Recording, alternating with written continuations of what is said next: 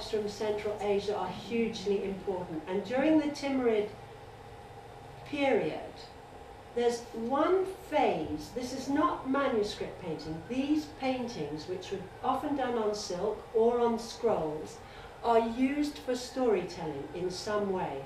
A lot of monsters or jinns, look at these monsters with their strange things made out of horses' legs. These paintings, even though they're of these rather horrific looking people or monsters, they're exquisitely done, the workmanship. And this is a painting of monsters, and these monsters, who are quite subdued, as you can see, they are carrying Solomon and the Queen of Sheba. So how interesting that this idea we know about Solomon, who controls all the jinns. This is actually an Ottoman painting, but this is Solomon and the hierarchy. He controls everybody, including the jinns. Up until this point, painters are not really rated. You don't ever hear about, oh sorry, I should have said that Muhammad Siyar Kalam, and that means Muhammad of the black pen, Siyar Kalam is black pen. It wasn't one person, it's actually more than one person, but that's what it was known as the art of Muhammad Siyar Kalam. But names are not given to artists until this point, and now we're coming to the end of the Timurid and the beginning of the Safavid era in Persia, the great golden age of carpets, of textiles, and of manuscript painting. And this chap, Bizard, is really a key player. He's probably like Rembrandt is to us. He is the master painter of all time. This actually is not his painting, it's a painting of him. He came from Herat. He worked under the Timurid Sultan Hussein Bukhara, and he knew Jami, and he also belonged to his circle of Naqshbandi Sufis. And he was absolutely revered throughout the Islamic world. Everyone thought Bizard was stunning. So he moves then to work at the Safavid court, and he becomes a master of the atelier where all the great Safavid manuscripts are painted. People who know about Persian miniature painting would say this is the ultimate painting. There is no painting more beautiful than this. It took 3 years to complete. It was done by one of Bizard's painters, his name was Sultan Muhammad, and the manuscript was commissioned by Shah Ismail, one of the first Safavid rulers, and it's showing something which we would call almost like our Garden of Eden. Up at the top is the king Gayumar, and these are all his people. They're all dressed in animal skins. If you look more closely at the book in the break, you'll see they're all dressed in animal skins, and all the animals are there in harmony. Lions, tigers, cheetahs, deer, all happily coexisting. On the top left, standing on a rock, is an angel, and he's saying to Gayumar, this isn't going to last. It's going to go bad. Something nasty's going to happen, and indeed it does. A wicked angel comes in and screws up the whole thing. But it's also said of this painting that all the other painters hung their heads in shame before it. Sultan Muhammad, who we've seen, a guy called Mir Musawir and Mir Said Ali.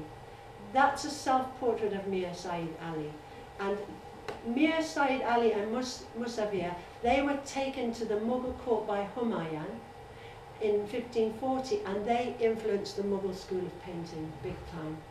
So the Persians really influenced the Mughals.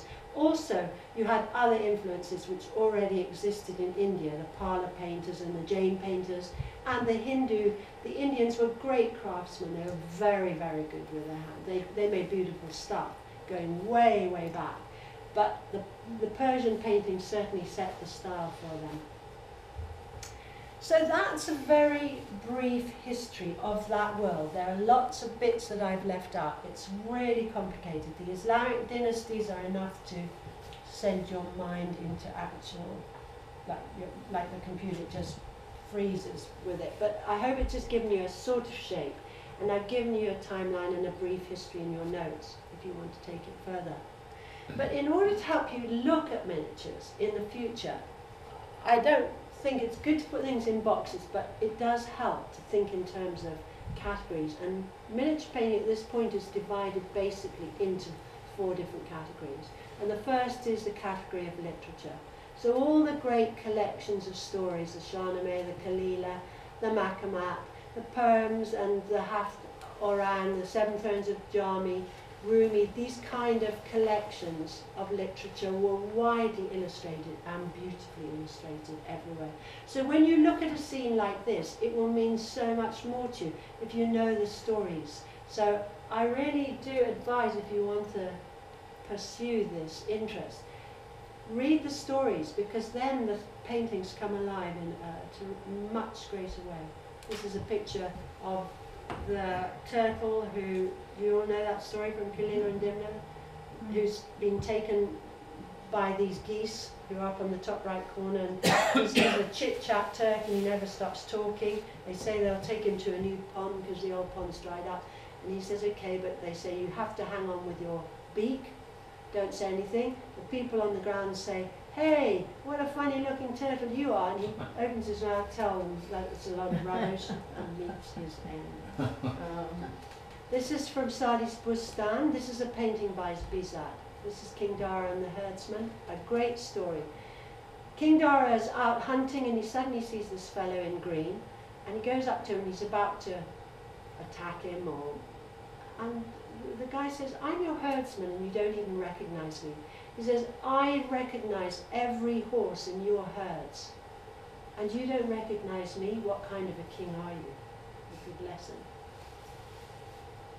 So the next category is decorative paintings. This kind of decorative work was done on Qurans a lot. Just pattern and design, no images. Historical painting. So when you look at a painting of a battle or a hunt, this is usually commemorating a memorable celebration of one of the rulers. This was much more common in the Ottoman and Mughal Empire. So if you see something, you will probably think that may be Ottoman. This is very Mughal in style. This is Baba and his gardens. Baba hated India and loved Central Asia, where he came from, and he hated the heat of the Indian plains, and he made gardens, and this is him supervising the laying out of his garden. This is interesting because this is done by a Mughal painter called Bijandas, but the portraits, the faces are done by someone else, by Nanha. That was sometimes the case, that more than one painter worked on a painting, doing different things, and faces were considered to be a separate skill. The great masters did the whole thing. They designed it, they did everything, but that wasn't always the case. This is an Ottoman painting of Suleiman showing the Janissaries laying siege to a city. This is copied from a Safavid style. And then we have what's loosely called philosophical and mystical themes, the next category.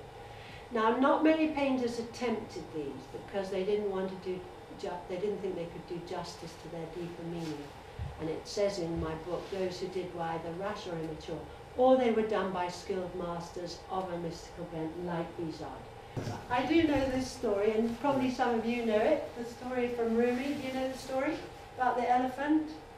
Elephant meat, I think it's called. These travellers find a baby elephant, they're hungry, they're starving, they kill it and eat it, except for one guy who says, instinctively he doesn't want to eat this, just doesn't want to eat it. Pretty soon along comes Mama, kills everybody except for the guy who didn't eat her baby. She picks him up with her trunk, puts him on her back and takes him to safety.